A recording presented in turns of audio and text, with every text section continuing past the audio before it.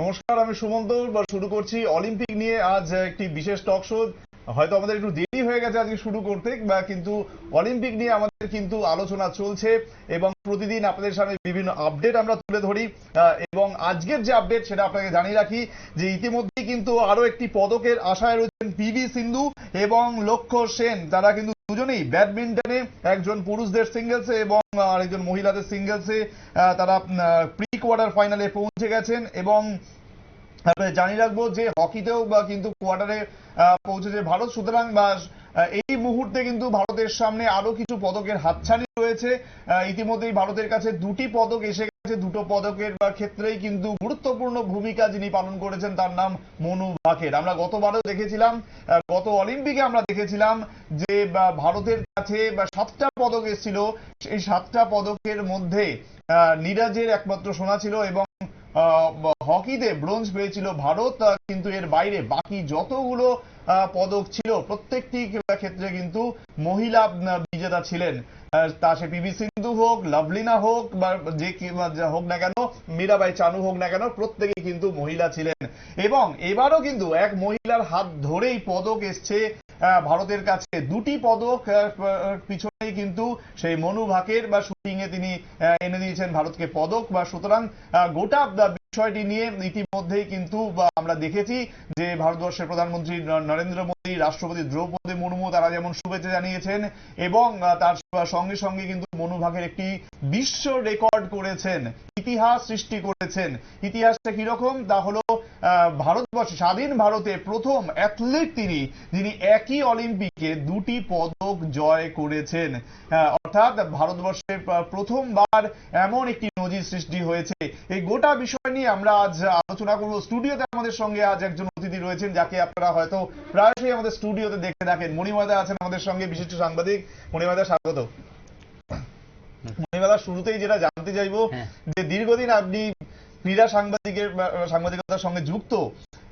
প্রথমেই যেটা জানতে চাইবো এই মনু ভাকের, যিনি একটা ইতিহাস সৃষ্টি করেছেন, কিরকম লাগছে এবং তার যে খেলা যেটা তিনি করেছেন বা যেটা তিনি গড়েছেন ইতিহাস, সেটা নিয়ে কি বলবেন আপনি? আমি এই মনু ভাকের এই পদক পাওয়ার পরে আমার এখনো সেই দৃশ্যটা মনে আছে। টোকিও অলিম্পিকে ও কাঁদতে কাঁদতে বেরিয়ে যাচ্ছে। একদম একদম তাই। আমার খুব এখনো এই দৃশ্যটা আমার চোখে ভাসছে, কারণ খুব বেশি দিন আগের ঘটনা তো না। বাচ্চা একটা মেয়ে গেল শুটিং এর জন্য, তার পিস্তলটা কাজ করলো না শেষ সময়। তো টেকনিক্যাল পয়েন্ট অফ ভিউজে যদি বলি যে ও বিকল্প পথ ওর সামনে ছিল খোলা, কিন্তু কেন উনি দ্বিতীয় পিস্তলটা নিলেন না? ইয়েদের জাজদের পরামর্শ নিয়ে বা অনুমতি নিয়ে এই পিস্তলটাকে পাশে রাখা যেতে পারতো, এটা অলিম্পিকের নিয়ম। এবং মনু ভাকের সেই দৃশ্যটা আমার খুব খুব আঘাত লেগেছে যে একটা বাচ্চা মেয়ে কাঁদতে কাঁদতে বেরিয়ে গেল, একটা শুট করার সুযোগ পেল না। ঠিক। এখন আমার মানসিক যে অবস্থাটা, যেখানে আমরা যেহেতু খেলার মাঠ থেকেই উঠে এসেছি, আমরা এই খেলার মাঠে গিয়ে খেলতে না পারার যে কষ্টটা এবং এই যে ব্যথাটা, এই ব্যথাটা দীর্ঘদিন থাকে। ঠিক। আমার মনে তখন আঘাত করছিল যে এটা কিভাবে রিকভারি করবে, কিভাবে মেয়েটা। অলিম্পিক একটা সাংঘাতিক ব্যাপার, সবাই যেতে পারে না। 100 কোটি ভারতবর্ষের ভেতরে 117 জন গিয়েছে, 140 কোটি ভারতবর্ষের ভেতরে 117 জনকে বাছাই করেছে বোধহয় আরো সবখানেক লোক আছে অফিসিয়াল। এই যে জায়গায় এটা যাওয়াটাই একটা সাংঘাতিক ব্যাপার। তো এইখানে একটা মেয়ে এইভাবে ফেরত চলে এলো, খুব খারাপ লাগে। যেদিন প্রথম ইয়েটা যেদিন পেলেন, ব্রোঞ্জটা পেলেন, আমার ভীষণ আনন্দ হয়েছে। আনন্দ হয়েছে এই কারণে, সেম জায়গায়, সেম ক্যাটাগরিতে, এই 20 মিটার 10 মিটার 10 মিটার পিস্তল ইভেন্টে এই যে এই জায়গাটাতে দাঁড়িয়ে যে এই যে জেদটাও দেখাতে পারলেন, এই জেদটা দেখানোর সময় আমি বিভিন্নভাবে এই যে এই রেজাল্টটা আসার পরেই অবশ্যই আমি খোঁজ নিতে শুরু করলাম কিভাবে সম্ভব হলো এটা। খোঁজ নেওয়ার পরে পরবর্তী সময়ে দেখলাম ভীষণ বিষাদগ্রস্ত হয়ে পড়েছিল একটা টাইমে। ওর ছোটবেলা থেকেই খোঁজ নিতে শুরু করার পরে দেখলাম ও আসলে এই ইয়েতে শুটার হিসেবে এসেছে বেশি দিন না। একদম, তার কাছে অন্য খেলাধুলা ছিল। ও মানে স্কুলে একটা ম্যাচে ভলিবল খেলছিল, খেলতে গিয়ে ওর ডান চোখে আঘাত লাগে। আঘাত লাগার পরে ওর বাড়ি থেকে সবকিছু বন্ধ করে দেবে, এরকম ছিল। আজকে ওর মার ইন্টারভিউ দেখছিলাম, আজকে না কালকে রাতে। ওর মা বলছেন যে শেষ সময় ওকে বলেছিলাম যে পুজো আচ্ছা করে সময় কাটা, আর কিছু করতে হবে না। যাই হোক, এটা একটা লাভ হয়েছে, গীতা পড়তে শুরু করি। এখন এই জায়গায় দাঁড়িয়ে মনোবাকের জেদ নিয়ে এলো একটা জায়গায়। ওর আরেকটা জেদ, ওর মাও এটা স্বীকার করেছেন, ও মানে কোন সময় যদি মতের অমিল হয়, ও যেটা চাইছে সেটা যদি না হয়, ওর প্রচন্ড জেদ, এবং যার জন্য ও মাথা গরম করে ফেলে। এর জন্য এই মাথা গরম করার ক্ষেত্রে ও প্রথম যার সঙ্গে মাথা গরম করলেন সে যশপাল রানা, ওর কোচ।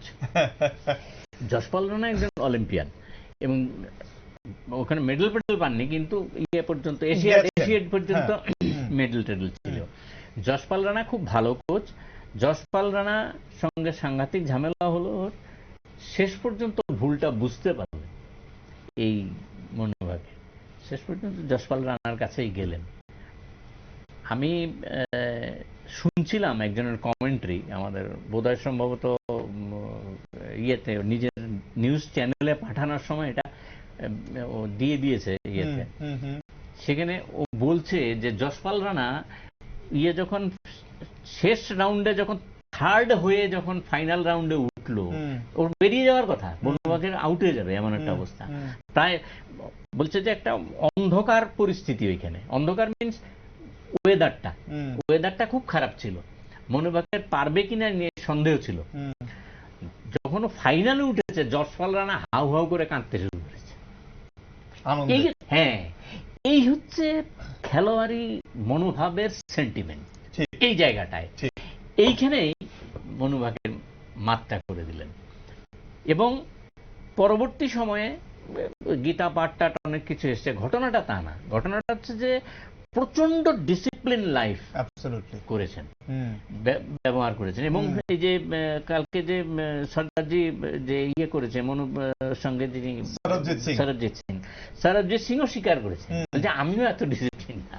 একদম, এবং ও কিন্তু পুরো কৃতিত্বটাই মনোভাবের গেছে, যে আমিও এত ডিসিপ্লিন না। অনেক ক্ষেত্রে এমন, অনেক ক্ষেত্রে বিরক্ত হয় যে ওর এত মানে করা, তার কতগুলি যোগ ব্যায়াম করা, জিমে যাওয়া, জিমে কতটুকু করবে, খাওয়া দাওয়া ইত্যাদি ব্যাপার ট্যাপার নিয়ে ওর সাংঘাতিক ব্যাপার স্যাপার। ফলে একটা মেয়েকে আমি যেটা বলতে চাইছিলাম আপনার প্রশ্নের উত্তরে, যে এই যে জায়গাটায় যাওয়া চেষ্টা, এবং এই জায়গাটাতে হঠাৎ করে চলে আসা যায় না। পিটি ঊষা মানে কয়েক সেকেন্ডের ভগ্নাংশ যদি হিসেব করি, তার জন্য উনি মেডেলটা পেলেন না। শেষ মুহূর্তে আমাদের কর্মকার জিমনাস্ট দীপাও শেষ সময়ে মেডেলটা থেকে একেবারে পয়েন্ট সামথিং এর জন্য পেলেন না। এই যে মেডেল পাওয়া আর না পাওয়ার ভেতরে একটা বিরাট ফারাক। কেমন না পেলে, মানে খেলায় তো হার জিত আছে, এবং যে একটা অলিম্পিকের মতন এত বড় একটা মানে হিউজ ইভেন্ট, কতগুলি স্টেজ তাকে প্রথমত বিশ্বের অলিম্পিক ইভেন্টে, ওর ইভেন্টে যারা যারা লড়াই করছেন, তার টাইমিংস থেকে আরম্ভ করে তার সমস্ত কিছু তার রেকর্ডে থাকতে হবে, ওইটাকে স্পর্শ করতে হবে। এরপরে এক একটা দেশ তার লক্ষ্যমাত্রা স্থির করে দেয়, এই পর্যন্ত যেতে না পারলে তাকে আমরা কোয়ালিফাই করবো না, তাকে সেটা পড়তে হবে। তারপর নিজের শরীরের দিকে নজর রাখতে হবে, তার ট্রেনিং প্রোগ্রাম সমস্ত কিছু দেখে তারপরে তাকে অলিম্পিকে যেতে হয়। ওইখানে যাওয়ার পরে ওইখানে তো সমস্ত বিশ্বের সঙ্গে লড়াইটা। এই যে জায়গাটাতে দাঁড়িয়ে যদি আমরা চিন্তা করি যে ও হঠাৎ করে যদি বলে দিই যে তার হলো না, ওর দ্বারা কিছু হবে না, এই যে কনক্লুশনে আসাটা যে ঠিক না, সেটা মনোভাবকে বুঝিয়ে দিয়েছে একদম। এবং ওই শুধু আমি যদি ওই কথাটাই চিন্তা করছিলাম যে হ্যাঁ, কাঁদতে কাঁদতে বেরিয়ে আসার পরে তো মানে ওর তো খেলাটা ছেড়ে দেওয়ার কথা ছিল। আজকে বাইলস, এই যে আমেরিকান জিমনাস্ট, কি অবস্থাটার ভেতরে পড়েছিল, আর মেয়েটা কিভাবে ব্যাক করছে, ও যদি গোল্ড পায়, আমি তো যদি কোনো সুযোগ থাকে আর কি আপনাদের সঙ্গে বসার, তাহলে আমি ক্ল্যাপ দেবো ও মানুষের সামনে, যে এটা একটা অসাধারণ লড়াই এই মেয়েটার কথা জানি, কারণ আমি এই মানে স্টাডি করতে গিয়ে দেখেছি যে 1980-তে কুইন হয়েছিল মস্কো অলিম্পিকে, যে মেয়েটা জিমন্যাস্টিক্সে, এলিনা দাবেদোভা, এই মেয়েটা শেষ সময় মানে খবর নিতে গিয়ে দেখলাম ও ইয়েতে মানে ক্র্যাচে ভর দিয়ে হাঁটে। কেন? ইয়ে থেকে পমেল ঢস থেকে আরে ব্যালেন্সিং বিম থেকে পড়ে গিয়েছিল, পড়ে যাওয়ার পরে তার স্পাইনালে লাগলো। পরবর্তী সময় পড়ে যাওয়ার কারণ খুঁজতে গিয়ে দেখলাম ড্রাগ। কেমন 4টে ইভেন্টে 10-এ 10 মেরে দিয়েছে, মানে নাদিয়া কামানুচিকে হারিয়ে দিল। পরের আগের 76-এ নাদিয়া কামানুচি ইয়ের কুইন ছিলেন, যে 10-এ 10 পাওয়া মেয়ে, তাকে হারিয়ে দিল। এই ঘটনাটা খোঁজ নিতে গিয়ে দেখলাম তুমি ইয়ের কথা বলছো কেন, আমাকে জিজ্ঞেস করেছে তুমি শুধু এলিনা দাবেদোভার খবর নিচ্ছ কেন, নাদিয়া কামানুচির খবর নাও। নাদিয়া কামানুচির খবর নিতে গিয়েও দেখলাম হুইল চেয়ারে যাচ্ছেন। কেন আজকে আরো একটি খবর যেটা বেরিয়েছে, সেটা হলো তীরন্দাজিতে, সেখানেও আমরা দেখছি যে একজন অ্যাথলিট বা তিনি অন্তঃসত্ত্বা, তিনিও খেলতে এসেছেন, এবং তিনি মানে তার যে লড়াই, এই যে মহিলাদের লড়াই, আমি এই জায়গাটা আপনার কাছে আসতে চাইছিলাম যে গতবার ভারতের কাছে, আমি একদম শুরুতে করেছিলাম, গতবার ভারতের কাছে 7টা পদক ছিল, যার মধ্যে একমাত্র নীরাজ একমাত্র, আর হকি বাদ দিলে বাকি 5টা পদকই এসে মেয়েদের হাত ধরে। শুরু করেছিলেন মীরাবাই চানু, এবছরও মনুভাগে স্টার্ট করলেন, মানে শুধু মহিলাদের দিকে আসছে এতগুলো পদক, এবং কোথাও না কোথাও গিয়ে আজকের সমাজেও এখনো পর্যন্ত মহিলারা কিন্তু বাধাপ্রাপ্ত। একদম একদম। এবং আমাদের যে এই যে মণিপুরের যে বক্সার, যাকে মানে বিভিন্ন রাজ্যসভার মেম্বার হয়েছিলেন, উনাকে যে ইয়ে করা হলো, মানে মেরিকমের কথা বলছিলাম, মেরিকমের বোধহয় 3জন সন্তানের জননী উনি, এরপরে ওকে রিঙে যেতে হচ্ছে, লড়াই করেছেন, পদকও এনেছেন। এই যে জায়গায় এই এই এই যে মানে প্রতিবন্ধকতাটা থেকে বেরিয়ে আসা, বক্তৃতা করলে তো চলবে না, এখান থেকে বের করে আনতে হবে। এই আনার ক্ষেত্রে আমাদের কিন্তু খুব একটা গুরুত্বপূর্ণ ভূমিকা নেই, আমরা কোনো বড় ভূমিকা নিতে পারছি না, ওরা নিজেরাই এটা এই ভূমিকা যাচ্ছে, এবং এই মেয়েরা নিজেদের দক্ষতাকে কাজে লাগাচ্ছে, নিজেদের জেদের সঙ্গে লড়াই করে ওরা এগিয়ে আসছে। এটা কিন্তু হ্যাটস অফ। এই কারণে আমাদের যে এই যে কুস্তিগির যে মেয়েটা, এই মালিক, সাক্ষী মালিক, কি অবস্থার ভেতরে পড়েছিল, রাস্তা কুস্তি করে যখন সে বাড়িতে ফিরছে, গুন্ডারা ওকে ধরেছে, প্রথম দিন সতর্ক করেছে, দ্বিতীয় দিন গুন্ডাদের ধরে পিটিয়ে দিয়েছে, বেদম পিটিয়েছে, এবং একটা গুন্ডা প্রায় মরতে বেঁচে এসেছে, এরপরে ঠান্ডা হয়েছে। এই যে তাদের যে লড়াইটা, ওরাও তো অলিম্পিকের মেডেল এনেছে, এই লড়াইটা, মেয়েদের লড়াইটা, মেয়েরা একা লড়বে কেন, তার পাশে কেন দাঁড়াবে না? আজকে আমি যশপাল রানাকেও প্রশংসা করি এই কারণে, তো ফিরিয়ে দেননি, কোচ হিসেবে উনি ওনার দায়িত্ব পালন করেছেন, যে যা হবার হয়ে গেছে। ওরা ঘন্টা দুয়েক একটা নিজেদের ভেতরে আলোচনা করেছিল, আবার যশপাল রানার কাছে আসার পরে এই যে মেজাজি একটা মেয়েকে কন্ট্রোল করে পদকের জায়গায় নিয়ে যাওয়া, একটা বিশাল জায়গা, বিশাল। আমি যশপাল রানাকেও প্রশংসা করি, তাকেও স্যালুট জানাই, যে এই জায়গায় তো উনি নিয়ে যেতে পেরেছেন, এবং অবশ্যই মনোভাবের, তাকে কোনো অবস্থাতে খাটো করে দেখবো না, তার লড়াইটাকে হ্যাটস অফ। আপনি একদম শুরুর দিকে একটা প্রসঙ্গ টেনেছিলেন, তা হলো যে 140 কোটির দেশে 117 জন বা কখনো হয়তো তারও কম রিপ্রেজেন্ট করছে দেশকে, কিন্তু অন্যান্য যে দেশগুলো রয়েছে তারা পদক যে বেশি পাচ্ছে, তার পিছনে কিন্তু অন্যতম একটা কারণ রয়েছে যে তাদের প্লেয়ার সংখ্যা অনেক বেশি। এবং আমি কদিন আগেই আমাদের সঙ্গে ছিলেন এই আলোচনাতেই Mihir Ghosh, table tennis coach, তিনি এই বিষয়টি বলেছিলেন যে ভারতের কাছে সেই রকম লেভেলে প্লেয়ার হয়তো আমরা দিতে পারছি না। কোথায় সমস্যা বলে আপনি মনে করেন, যে এতদিন তো আপনি সাংবাদিকতার সঙ্গে যুক্ত, কোথায় সমস্যা? ভারতবর্ষের ক্রীড়া নীতিটা কি কেউ বলতে পারবে? আপনি বলুন। আমি পারছি না। একটা ক্রীড়ানীতি না থাকলে কি হবে না নাকি? হতে পারে, কিন্তু একটা নীতি তো থাকবে। আমি কি করব, আমার টার্গেটটা কি?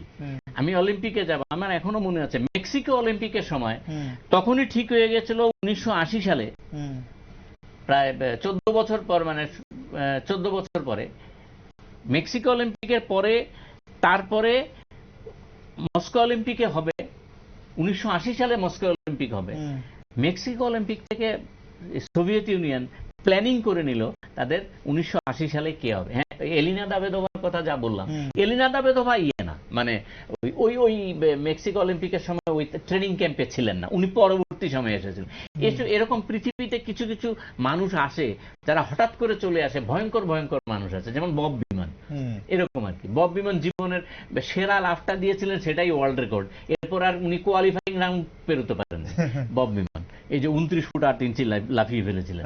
এটা হয় কি, আমি অনেক কোচের সঙ্গে কথা বলতে গিয়ে দেখেছি যে বলছে তোমরা অবাক হয়ে যাবে, এই রোজাকোটে এখানে এসেছিলেন, তারপরে নাম্বিয়াররা এখানে এসেছিলেন, ওদের সঙ্গে কথা বলার সময় দেখেছিলাম, বলছেন এটা এটা এটা এটা এটা পৃথিবীতে 1-2 বার হয়, বেশিবার হয় না। বব বিমান আকাশে উঠেছেন, যে যখন টেক অফ করলেন তখন একটা দেন, ওই এয়ার কিক করে। আপনাকে একটু থামাচ্ছি, আমি এই মুহূর্তে আমরা টেলিফোন লাইনে যোগাযোগ করেছি প্রাক্তন খেলোয়াড় এবং কোচ অরূপ বৈদ্যের সঙ্গে। অরূপদা, স্বাগত আপনাকে নিউজ ভ্যানগার্ডে। নমস্কার অরূপদা, মানে সুখবর হচ্ছে ভারতের জন্য যে পিভি সিন্ধু এবং লক্ষ্য সেন দুজনেই কিন্তু প্রি কোয়ার্টার ফাইনালে। এর আগের দিন আপনার সাথে আমার কথা হচ্ছিল, এবং সিন্ধু যেভাবে শুরুটা করেছে বা লক্ষ্য যেভাবে শুরুটা করেছে, এবং বিশেষ করে মানে কিরকম লাগছে আপনার, যদি আপনি একটু বলেন। দেখুন, এটা ভারতবাসীর কাছে একটা গর্বের ব্যাপার যে সিন্ধু এবং লক্ষ্য সেন দুজনেই আজকে কোয়ার্টার ফাইনালে, মানে টপ 16-এ আজকে চলে গেছেন লক্ষ্য সেন। এবং সত্যি কথা বলতে যে আজকে খেলা নিয়ে যদি আমরা ডিফারেন্সটা দেখি, লক্ষ্যের আজকে যে ইন্দোনেশিয়া যার সাথে খেলা ছিল, ক্রিস্টিনো এরকম একটা প্লেয়ার আছে যে অল ইংল্যান্ডে তার কাছে সেমিফাইনালে লক্ষ্য হেরেছিল, এবং অল ইংল্যান্ডে যখন সেমিফাইনালে হেরেছিল লক্ষ্যের গেমটা দেখে মনে হয়েছিল খুবই ক্লোজ গেম, কিন্তু জিততে পারতো, বাট ওর কাছে হেরে গেছে। ও ওয়ার্ল্ড নাম্বার 3 ছিল, কিন্তু আজকের ম্যাচের ডিফারেন্স যেটা দেখলাম, ওয়ার্ল্ড নাম্বার 3 হলেও তার আজকে যে খেলার ধরনটা ছিল তার অনেক নেগেটিভ ছিল লক্ষ্যের যে অপোনেন্ট ছিল, এবং সেই কারণে লক্ষ্যের এই অ্যাডভান্টেজটা আজকে অনেক বেশি ছিল। এবং তুলনামূলক ভাবে লক্ষ্যের আজকে গেমটা যে ছিল খুবই প্রিপেয়ার্ড এবং খুব ক্লিন গেম ছিল, যার ফলে হয়তো তাকে নেগেটিভ খেলতে বাধ্য করেছিল। তবে এরকম ভাবে এগিয়ে যেতে থাকলে আমার মনে হয় লক্ষ্যের পরের ম্যাচটা হয়তো আরো অনেক ভালো হবে, যদিও কঠিন ম্যাচ, কিন্তু তবুও তারই পারফরমেন্সটাই আমরা, তারই ডিফারেন্সটাই আমরা একটা প্লেয়ারের থেকে আশা করি। অরূপদা, সিন্ধুর ম্যাচটা কিভাবে দেখছেন?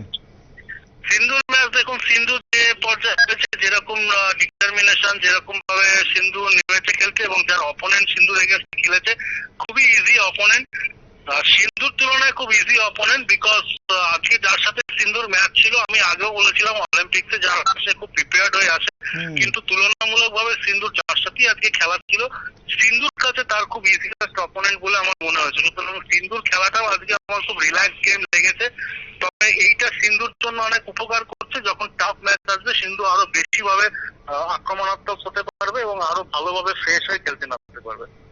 অরূপদা, আরো একটা বিষয় জানতে চাইবো, যেটা আপনি বলছেন যে আগামী ম্যাচগুলোতে ভালো হয়তো এগোবে, ডেফিনেটলি আমরাও চাই সবাই, কিন্তু একটি বিষয় উল্লেখ করতে হবে, সিন্ধু এবং লক্ষ্যের মধ্যে আমি একটা মিল খুঁজে পাই, তা হলো দুজনেরই কিন্তু ব্যাকহ্যান্ড খুব ভালো। আপনি কি মনে করেন? দেখুন, লক্ষ্য আর সিন্ধুর ব্যাকহ্যান্ড বরাবরই অনেক ক্লিয়ার ব্যাকহ্যান্ড ছিল, তবে এই পর্যায়ে এই লেভেলে ব্যাডমিন্টন খেলতে গেলে নট অনলি ব্যাকহ্যান্ড, তার প্রত্যেকটা স্ট্রোক শার্পনেস এবং এক্সপিরিয়েন্স হওয়া চাই। এবং আজকে সিন্ধু আর লক্ষ্য যে লেভেলটা খেলছে, সেই লেভেলে ব্যাকহ্যান্ডটা শুধু নয়, সব স্ট্রোক তাদের কাছে ক্লিয়ার এবং ক্লিন থাকা দরকার, এবং ব্যাকহ্যান্ডটা তাদের কাছে কোনো মারাত্মক একটা কঠিনতম স্ট্রোকস নয়। এই লেভেলে খেলতে গেলে ব্যাকহ্যান্ডটাও ভালো হওয়া দরকার, এবং সেই অনুযায়ী এই পর্যায়ের খেলাতে তাদের ব্যাকহ্যান্ড যে ভালো হবে না সেটা, সে বিষয়ে কোনো সংশয় নেই। অরূপদা, আমার সঙ্গে বা আমাদের স্টুডিওতে সাংবাদিক মণিময়দা আছেন, উনি কিছু প্রশ্ন আপনাকে করতে চান। মণিময়দা। হ্যাঁ, অরূপদা, বিষয়টা হচ্ছে যে সিন্ধুর আজকে ম্যাচটা আমি দেখলাম কুব্বার এগেনস্টে, আপনি যেটা বলেছেন 100% ঠিক। কুব্বার যে পারফরমেন্স বা যেরকম ভাবে ওর নড়াচড়া দেখলাম, অলিম্পিকের ক্ষেত্রে খুব অবাক হওয়ার মতো ওর অপোনেন্ট ছিল সিন্ধুর ক্ষেত্রে, ঠিক তো? কিন্তু সিন্ধুকে দেখে কি আপনার মনে হয়েছে যে এই জার্মানিতে যে কোচিং নেওয়ার পরিপ্রেক্ষিতে ডিফারেন্ট টাইপ অফ অপোনেন্টকে সামনে রেখেও ওনার কোচিং হয়েছিল, এতে তার একটু অ্যাডভান্টেজ দেখা যাচ্ছে? কারণ যে নড়াচড়াটা আমরা দেখছি সেটা কিন্তু টোকিও অলিম্পিকে এরকম নড়াচড়া দেখিনি।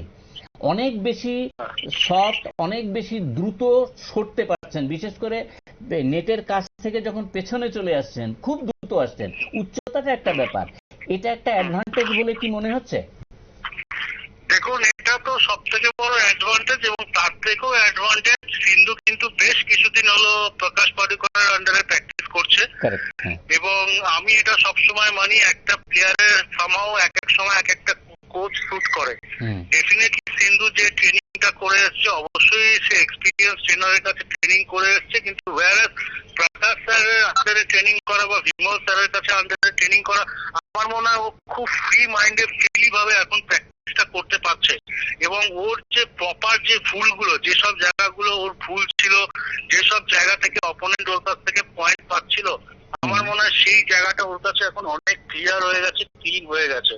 এবং বেশি করে ও যেটা আমার মনে হয় যেটার দিকে বেশি নজর দিয়েছিল সেটা ফিটনেসের উপর, বিকজ স্ট্রোকস অনুযায়ী ও অনেক বেটার এবং অনেক ক্লিন, কিন্তু ফিটনেসের জন্য হয়তো একটু প্রবলেম হচ্ছিল। কিন্তু এখন ওর ফিটনেস এবং স্ট্রোক দুটোই কিন্তু 100% একদম ঠিক জায়গায়। তো এই দুটোকে মিলিয়ে যদি আমরা ধরি, সিন্ধুর আজকের এই জায়গাটা পুরোপুরি 100% পারফেক্ট। এবং আরেকটা বিষয় আপনার কাছে জানতে চাইছি, যে অপোনেন্ট যতই দুর্বল হোক সিন্ধু কিন্তু তাকে খুব খাটো করে দেখছেন না। আরেকটা বিষয়, যে এই লেভেলটা, যে সমুদ্র তটবর্তী থেকে তার উচ্চতা, যে উচ্চতায় ওদের খেলা হচ্ছে, সেখানে সিন্ধু আগে থেকেই ভাবছিলেন তার অক্সিজেনের প্রবলেম হতে পারে। এই ট্রেনিংটাও যে নিয়ে এসে, এটাও কি একটা অ্যাডভান্টেজ হিসেবে দেখা যাচ্ছে? সিন্ধু দেখুন জার্মানিতে ট্রেনিং করে এসেছে এবং ব্যাঙ্গালোরের জায়গাও ট্রেনিং করেন। এই জায়গাটা এদের কাছে কোনো ম্যাটার করে না, কারণ এইসব লেভেলে ব্যাডমিন্টন খেলতে গেলে বিভিন্ন এনভায়রনমেন্টের এগেনস্টে খেলতে হয়, বিভিন্ন ওয়েদারের এগেনস্টে খেলতে হয়। তো আমরা সবাই জানি হিলিং এরিয়া বা হিল এরিয়ায় আমাদের শাটেল অনেকটা ফ্লো করে, শাটেলটাকে বেরিয়ে যেতে বাধ্য করে। তো সেটার এগেনস্টে কতটা একটা শাটেলকে কন্ট্রোল করতে হবে একটা র্যাকেট দিয়ে, বা কোন জায়গায় শাটেলটা রাখতে হবে, সেটা সিন্ধু কিন্তু খুব ভালো মতোই জানে। তো আর এই লেভেলে এই পর্যায়ে খেলতে গেলে আমার মনে হয় না এতটাই এক্সপিরিয়েন্স এরা, এদের কোনো প্রবলেম হওয়াটা খুব মানে দরকার হবে বা প্রবলেমেটিক হবে। 16 এবং 8 একটা কঠিন চ্যালেঞ্জের মধ্যে পড়তে পারেন কি? 16 এবং 8 মানে চীনের সামনে বোধহয় পড়ার সম্ভাবনা রয়েছে না? হ্যাঁ, চীনের সামনে দেখুন, সিন্ধু সবসময় দুটো গান ছিল আমরা জানি প্রত্যেকেই, একটা হচ্ছে তাইজুং আর একটা হচ্ছে ইয়ামাগুচি, ঠিক আছে?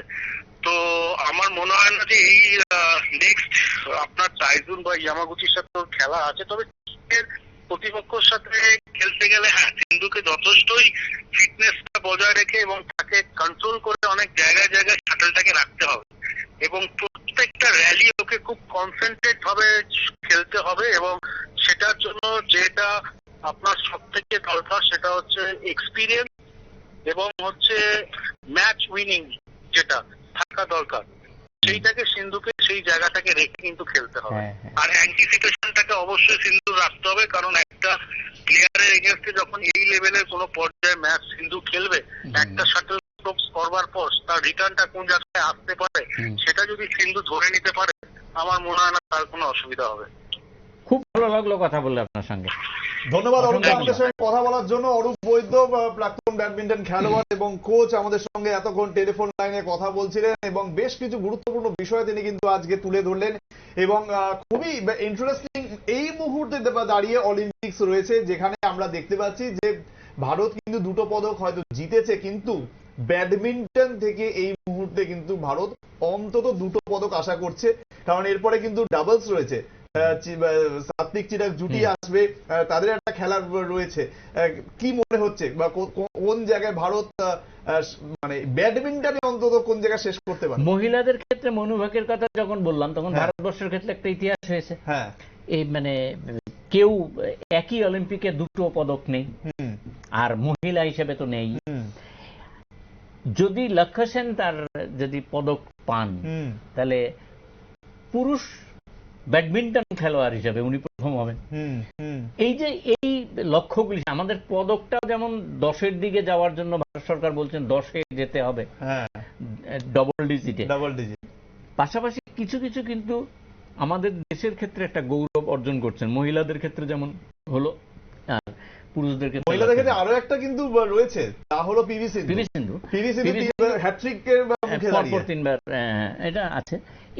এই যে জায়গাগুলির দিকেই আমরা তাকিয়ে আছি, কিন্তু শুধুমাত্র এই ছোটখাটো বিষয়গুলিকে উত্তরণ করে নেওয়ার যে কোশ্চেনটায় আপনি ছিলেন, যে কোন জায়গায় যেতে হবে, এই যে পরিকল্পনাটা নিতে হবে আমাদের। যদি এখানে 2036-এ যদি আমাদের দেশ অলিম্পিক করে, তাহলে প্রিপারেশনটা এখন থেকেই টিনেজারদের থেকেই নিতে হবে। আপনি বিশ্বাস করবেন কিনা জানি না, যে এই মুহূর্তে আমি যতটুকু খবর পেয়েছি আর কি, জানুয়ারি মাস থেকে আগস্ট মাস পর্যন্ত আমাদের এই রাজ্যে মানে গুরুত্বপূর্ণ বৃহৎ স্কুলগুলিতে বার্ষিক ক্রীড়া প্রতিযোগিতাই হয়। ফলে এটা দেখতে হবে। পাশাপাশি অলিম্পিক দেখছি, সমালোচনাও করছি যে না অমুকে পারছে না। ওরা যারা এগুলি করেন না তারাও এদের সমালোচনা করছে, এইগুলি কি খেলছে বলবে, তখন হাসিও পায়। যাই হোক, আমি একটু আগে একটি মানে আমি আপনাকে বলছি, জাতীয় সংবাদ মাধ্যমের বাংলা ভার্সন, তাদের আমি একটি নিউজ পোস্টে হেডলাইন দেখেছি যে 40 লক্ষ টাকা খরচ হচ্ছে তীরন্দাজিতে, কিন্তু নিট ফল 0। মানে টাকা খরচ করছে মানেই যে একেবারে ফল, তার মানে তো এটা তো বলা যেতেই পারে যে মানে কোথায় মানে মানসিকতা এখনো পর্যন্ত সমস্যা রয়েছে। আছে তো আমাদের এই যে লাস্ট যে ক্রীড়া বাজেট দেখলেই ব্যাপারটা পরিষ্কার হয়ে যাবে। তার সঙ্গে যদি আমরা মনে করি যে ম্যানচেস্টার ইউনাইটেড এত টাকা খরচা করছে, এটা চললে তো হবে না। এই জায়গাটা এইগুলি দেখলে তো হবে না, একটা লক্ষ্য থাকতে হবে এবং পরিকল্পনা থাকতে হবে। ওই পর্যন্ত আমরা পরিকল্পনা থাকতে হবে। এখন আমরা কেন দ্বিতীয় দীপা কর্মকার করতে পারলাম না, এ কথা আমাদের ভাবতে হবে না, ভাবতে হবে। বা দীপা কর্মকারের পরবর্তী প্ল্যানিং কি? শুধুই কি জাতীয় প্রতিযোগিতায় গিয়ে নিজে গোল্ড মেডেল আনবেন সেই পর্যন্তই, না গোল্ড মেডেল পাওয়ার মতো লোক আরো তুলে আনবো? এই জায়গাটা যেমন মন্টু দেবনাথ ওরা যেটা করেছেন, নাহলে তো দীপা ওরা আসতেন না। বা দলীপ সিং এর আগে করেছেন ত্রিপুরা রাজ্যের জন্য, মন্টু দেবনাথ থেকে আরম্ভ করে অনেকেই এসছেন, মধুসূদন সাহাটা, সবাই। দেবাশিস আমাদের এই রাজ্যের হয়ে খুব একটা লড়েনি, চলে যায় বাইরে। তো এখন এই তবুও বা ইন্ডিয়া ফিগারেরা সব করেছেন। তো এই জায়গাগুলিতে এগুলি তো প্ল্যানিং এর ভেতরেই আনতে হবে। মনে রাখতে হবে যে দীপা কর্মকার যে অলিম্পিকে অল্পের জন্য পদকটা পেলেন না, তারপরে কি পেয়েছেন সে আলাদা কথা, কিন্তু দীপা কর্ম পেলেন না সেই জায়গায় সাইমন বাইলসের কথা বলছিলাম, সে ওখান থেকে 4খানা গোল্ড মেডেল দিয়ে চলে গেল। এ চলে যাওয়ার পরে লাস্ট টোকিও অলিম্পিকে সে একটা ব্রোঞ্জ নিয়ে বোধহয় বাড়ি ফিরেছিল কোনো মতে। মানসিক অবস্থায় বিধ্বস্ত, তার ব্যক্তিগত কোচ তার সঙ্গে দুর্ব্যবহার করেছে, আমি অন্য শব্দ ব্যবহার করলাম না। ওখান থেকে সে মানসিকভাবে একদম বিধ্বস্ত হয়ে গিয়েছিল। তারপরে একটা মানে সাইকোলজিক্যাল ট্রিটমেন্ট হয়, এমন একটা সিনেমা দেখার পর ও আস্তে আস্তে ফিরে এসছে। সাইমন কোনদিন সুযোগ থাকলে গপ্পটা করবো। কিন্তু এই জায়গায় দাঁড়িয়ে, ওর বয়সও 27 প্লাস, এই জায়গায় দাঁড়িয়ে ওর এখন গোল্ড মেডেল পাওয়ার জন্য, এবং গতকাল পর্যন্ত যে তার যা রেজাল্ট আমি পেয়েছি, তাতে ওর সঙ্গে গতবারের চ্যাম্পিয়ন যে তার একটা বিরাট ফারাক ইতিমধ্যেই হয়ে গেছে। সে যাই হোক, আমরা এগুলি দেখে শিখি। তাহলে এই যে আপনারা টেলিকাস্ট করছেন, আমরা কথা বলছি, এগুলির গুরুত্ব থাকবে কোথায় যদি ব্যবহারিক প্রয়োগ না হয়? বেশ, আমি ব্যবহারিক প্রয়োগ নিয়ে আলোচনায় আসবো। যে সব থেকে এখন গুরুত্বপূর্ণ প্রশ্ন হচ্ছে এই মুহূর্তে যে ভারতের হকি, যেটা কিন্তু একসময় বলা হতো ভারত হকিতে যেখানে সোনা আসতো, এবং ভারতের হকি টিম মানে হচ্ছে সেটা কিন্তু একেবারে আন্তর্জাতিক পর্যায়ে দাপিয়ে বেড়াতো। সেই হকিতে কিন্তু স্বর্ণযুগ যেটা আমরা বলে জানতাম, সেই স্বর্ণযুগ এখন আর দেখা যায় না। স্বর্ণযুগ ফিরবে কিনা বারবার প্রশ্ন করা হয়। গতবার পদক এসছে, ব্রোঞ্জ এসেছিল, কিন্তু এবার এখনো পর্যন্ত কিন্তু প্রথম 3টে ম্যাচ, প্রথম ম্যাচ নিউজিল্যান্ডের বিরুদ্ধে 3-2 গোলে ভারত জেতে, কিন্তু পরেরটাই যে জিতেছে পরেরটায় 1-1, তারপরেরটায় 2-0 গোলে আয়ারল্যান্ডের বিরুদ্ধে জিতেছে গতকালই। আমরা যদি এইখানে যদি পুরোটা একটু দেখি তাহলে প্রথম ম্যাচ 2-2 পর্যন্ত ছিল, শেষ মুহূর্তে ম্যাচটাকে ছিনিয়ে এনেছে। সেকেন্ড ম্যাচ আমরা প্রথম ম্যাচে 1 গোলে পিছিয়ে থেকে 2 গোলে এগোলাম, তারপর ওরা ড্র করলো, আবার ভারত গোল দেয় একবারে শেষ মুহূর্তে। যদি আমরা সেকেন্ড ম্যাচের কথা দেখি সেখানে কিন্তু ভারত প্রথমে গোল খেয়েছিল, শেষে গোল শোধ করে। 3 নম্বর জায়গায় কিন্তু সেই ভুলগুলো আর করেনি ভারত। আমরা গতকাল প্রাক্তন খেলোয়াড় এনকে রায়ের সঙ্গে কথা বলছিলাম, উনি কিন্তু একেবারে পরিষ্কার করে বললেন যে গতবারের যে গত ম্যাচগুলোর যে ভুল সেটা আর রিপিট হয়নি, এবং হারমনপ্রীত দলের ক্যাপ্টেন গুরুত্বপূর্ণ ভূমিকা নিচ্ছেন প্রত্যেকটা ম্যাচে। কি বলবেন আপনি? ঠিক আছে, আমি তার থেকেও বড় কথা বলবো শ্রীজেশ, গোলকিপার শ্রীজেশ কালকেও যে গোল বাঁচিয়েছে, তো শ্রীজেশের কথা বলবেন, এটাই বোধহয় ওনার শেষ ম্যাচ, মানে শেষ অলিম্পিক। কিন্তু আমাদের যে গ্রুপটা, এটা কিন্তু এই গ্রুপটা হচ্ছে এই মুহূর্তে সবচেয়ে শক্তিশালী। অস্ট্রেলিয়া এবং বেলজিয়াম দুটোই রয়েছে এখানে, এবং আমি কালকে একটু মানে শেষ দিকে আর দেখিনি, কত রেজাল্ট বলতে পারবো, 5 গোল পর্যন্ত দেখেছিলাম অস্ট্রেলিয়াকে মেরেছে বেলজিয়াম। 5 গোল ততক্ষণ অস্ট্রেলিয়া খেয়েছে আমি যতক্ষণ দেখেছি। তো গতবারের চ্যাম্পিয়ন মানে গোল্ড পাওয়া বেলজিয়াম এই জায়গায় দাঁড়িয়ে এখন কোয়ার্টার ফাইনালে তো নিশ্চিত হয়ে যাচ্ছে দেখা যাচ্ছে, কিন্তু এখনো 2টো ম্যাচ ভারতের বাকি আছে, বেলজিয়াম এবং অস্ট্রেলিয়া। এই জায়গায় দাঁড়িয়ে ভারতকে অনেক বেশি লড়তে হবে, এটা বলে দিতে পারি। তবে এই অলিম্পিকে টোকিও অলিম্পিক থেকে অনেক বেশি ক্ষমতা নিয়েই ভারত গিয়েছে, কারণ অনেক বেশি অভিজ্ঞতা ভারতের সামনে রয়েছে। আমরা মস্কো অলিম্পিকে লাস্ট গোল্ড পেয়েছি, স্বর্ণপদক যদি আমরা পেয়ে থাকি 1980 সালে, অনেকদিন হয়ে গেল, অনেকদিন হয়ে গেল। মানে আপনি বলতে চাইছেন যে পুরনো কাসুন্দি ঘেটে লাভ নেই, অনেকদিন হয়ে গেল, আমরা মানে গোল্ড টোল্ড পাই না, এখন পেতে হবে। তো পেতে হবে, এটা আমরা সকলেই জানি। এবং তার পাশাপাশি অন্যান্য যে ইভেন্ট গুলো রয়েছে সেখান থেকেও পদক আসাটা ভীষণভাবে জরুরি। তার মধ্যে অত্যন্ত গুরুত্বপূর্ণ হচ্ছে ভারতের কাছে এই মুহূর্তে যেটা সব থেকে বড় সুযোগ আমার মনে হয় ব্যাডমিন্টন, এবং এর পাশাপাশি টেবিল টেনিসেও কিন্তু ভারত খুব ভালো খেলছে।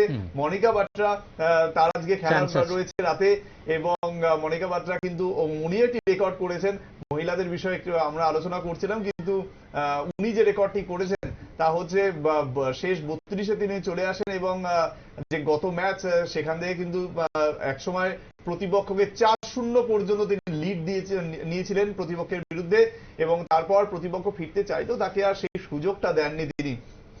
সুতরাং এই মুহূর্তে টেবিল টেনিস, ব্যাডমিন্টন এবং হকি, এই 3টে ইভেন্টের প্রতি হয়তো গোটা ভারতবাসী তাকিয়ে রয়েছেন। একটা সুযোগ আছে বক্সিং এ, মেয়েদের বক্সিং বরগোহাই গেছে, বক্সিং এ একটা সুযোগ আছে। তারপরে ইয়ে তো বললেনই, ব্যাডমিন্টনের সুযোগ রয়ে গেছে, টেবিল টেনিস নতুন করে, টেবিল টেনিসে এলে এটা নতুন করে আসছে, টেবিল টেনিস আসলে নতুন করে, একেবারেই তাই। এবং গতবার যেটা টোকিও অলিম্পিক, সেখানে আমরা দেখেছিলাম যে 7টা পদক ছিল ভারতের, 7টার মধ্যে একটা মাত্র সোনা, এবং সেই সোনার ছেলে নীরজ, তিনি কি এবারও ভারতকে সোনা এনে দিতে পারবেন, সেখানেও একটা প্রশ্ন রয়েছে। নীরজের সঙ্গে দ্বিতীয় স্থানে যে ছেলেটা রয়েছেন উড়িষ্যার, ও মানে লাস্ট ইয়েতে সেকেন্ড প্লেসে যে আছেন এশিয়াডে, ও দারুণ একেবারে। ইয়েতে জ্যাভলিনে নীরজ চোপড়া তো বটেই, তার সঙ্গে আরেকজনও ভারতবর্ষের, একদম ও এখন সেকেন্ড পজিশনে আছে, পাকিস্তানেরও একটু পিছিয়ে গেছে। বেশ আপনাদেরকে আজকে আপনার সঙ্গে যে আলোচনা করলাম সেখান থেকে অনেক গল্প শুনলাম, এবং তার সঙ্গে যে বিভিন্ন তথ্যগুলো আপনি তুলে ধরলেন তা খুবই ইম্পর্টেন্ট। আমরা অরূপদার সঙ্গে কথা বলছিলাম। আপাতত আপনাদের সকলকে ধন্যবাদ আমাদের সঙ্গে স্টুডিওতে জয়েন করার জন্য, এবং অলিম্পিক্স নিয়ে আমাদের এই যে আলোচনা তা আগামী দিনেও জারি থাকবে। তবে আজ এখানে শেষ করছি, অন্যান্য খবরের জন্য দেখতে থাকুন নিউজ ভ্যানগার্ড।